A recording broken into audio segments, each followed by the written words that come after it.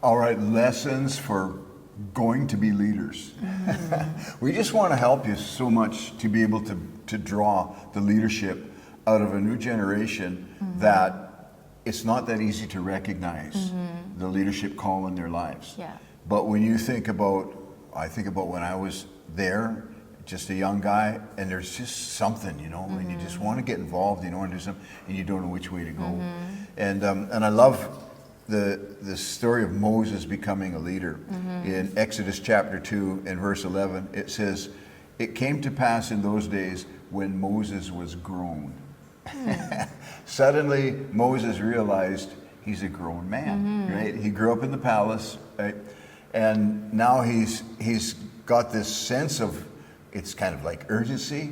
You know, your young people are feeling that. They're feeling an urgency. They're feeling a tug. They're feeling that there's something that God has significantly called me to do. And so when he was fully grown, it says he went out to his brethren and he looked and he saw their burdens. And this is really the key to discovering leadership in our own lives, right? And especially for our young people, is that they get to a place where they're grown, okay? And yesterday we mentioned that spiritual puberty, right? And it's an awkward time. Yeah. But it's the time when the most important time to set the what would you say, the habits? The foundation. The foundation, right? How we're going to learn, how we're going to relate to leaders, how we're going to follow, how we're going to be discipled is really, really important right in there. And if we can get that right, boy, it can really give people a leg up, you know, it can really get them started. And the transition that happens, the whole, like you said, he went on and looked at their burdens. A lot of times it just begins with the young people noticing how things could be done differently, or we're missing certain aspects, or there's just kind of a sense of how come this isn't being done better. And sometimes, especially if you are a leader that's already been running and working hard, and then some young person comes up, and it almost sounds like criticism, but it's not. Yeah. But they're like, I've noticed that we don't have X happening on Sunday, or why don't we have Y happening? And a lot of times we almost take that as why are you telling me how to do my job, or why are you criticizing, or why are you finding problems? Actually, that's part of the growing up and beginning to notice things that they never noticed before, the burdens of their brethren, right?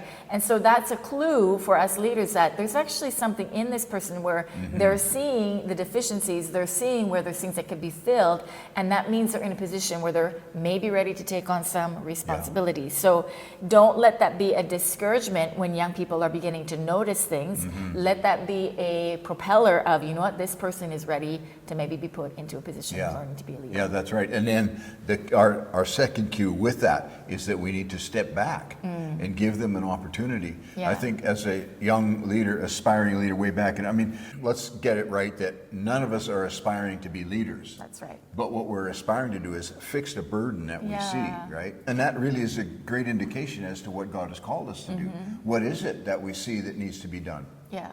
And so then, as the more senior leaders, we need to learn how to step back and release that. And like I say, that was a frustration for me when I knew how to do things, maybe not in the spiritual kingdom, but I knew how to do things in the natural kingdom, and Pastor wouldn't let me do it because he thought he could do it better. Yeah, you're too young, whatever it is, you know. You got long hair and a beard, man. Like, how are you going to do anything, right?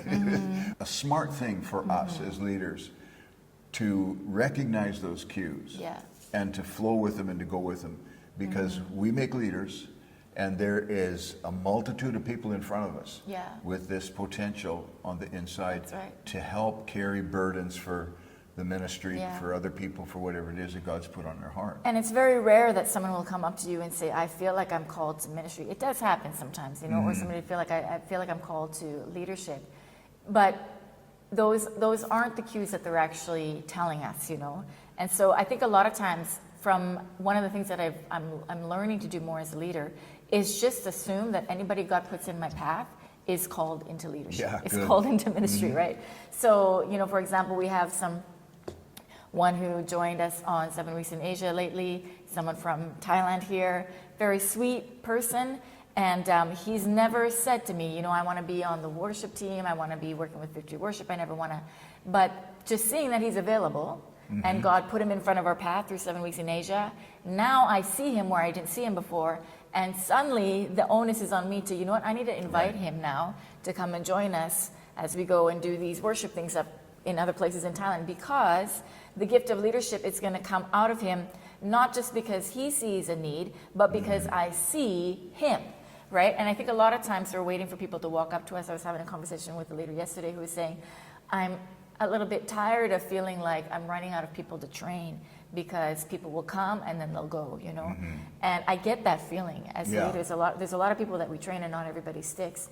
But at the same time, God give us the eyes to keep seeing the people that are walking right by us. It's not going to be somebody who's ready-made. We have to make them ready. That's right. They're not going to be ready-made. And I think that's a big thing that a lot of pastors, I've heard pastors say, well, I don't have any potential leaders in my church. I mean, what do you open your eyes, man? But you're not looking at the right thing, right? That's right. And then when you notice the life of Moses, I mean, okay, so he goes out, and the first thing on his heart is he's noticing the burdens that his fellow Hebrews are under. And of course, then as things unfold, there's all kinds of things that go awry with that. He doesn't just become the leader. He does something stupid first. Kills somebody. Kills somebody.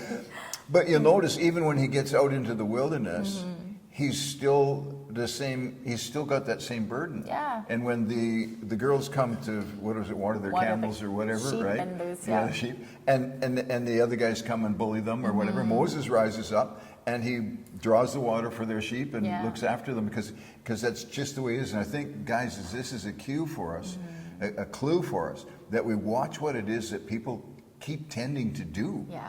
You know, and then that's where we can engage them in serving and in the ministry. Yeah, that's right. If you got somebody who's always there, you know, like I was welding this morning and there's a guy watching me, like, you know, I'm like, are you okay? Yeah, I'm okay. And he's just watching me, you know, and for a long time. And then finally, we're going to come and do these podcasts, and he says, can I grind that for you? I said, well, absolutely, you can. And so, and I notice this guy, he's always there watching me, right? And so it's because he wants to kind of pick up, that he wants to help me with that kind of stuff. Yeah. And so they'll watch what you're doing in leadership, and they'll think, that's important. Yeah.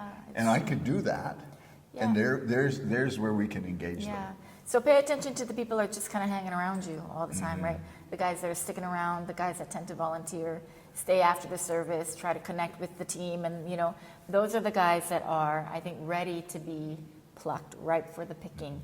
And it's just as simple as saying, hey, are you interested in spending some time with me?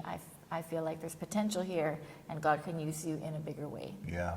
So bringing it back into who we're talking to, we're talking not so much to you, lion generation, right? But the guys, the middle-aged lions, but the guys that you're raising up, the guys that are in front of you. Looking for 25 and younger, right? That's right. Yeah. You young people. I was trying to figure out how to identify that generation, and I got it figured out. They all carry water bottles. Right. The big water bottles with the... So if you carry a water bottle, we're talking to you. God's calling you to do something, right? And there's that stirring in your heart, and it almost like it's like a shift from being somebody who didn't matter so much, right? You were just like a kid in Sunday school. You were there. Somebody, we were looking after you, right?